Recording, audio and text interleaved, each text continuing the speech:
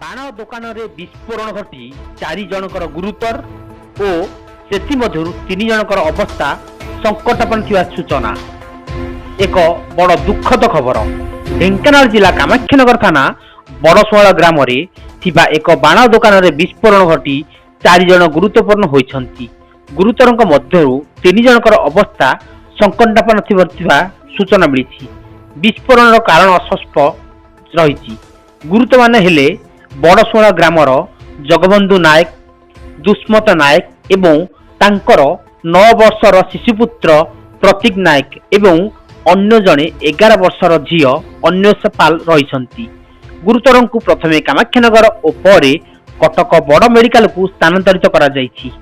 बड़सुआल grammar बाण दोकानी शिशिर पाल निज बाण दुकान रे बाण बिक्री करुथा बेले हठात बाण विस्फोरण घटी बाण किणक आसीथिबा ग्राहक माने गुरुतर होइछंती। प्राय 12 जन ग्राहक छिड़ा होई बाण किणुथा बेले ए बड़ धरणर अघटन घटी जोर आवाज हेबा जोगु स्थानीय लोके घटनास्थले पहुंची गुरुतर को उद्धार करथिले।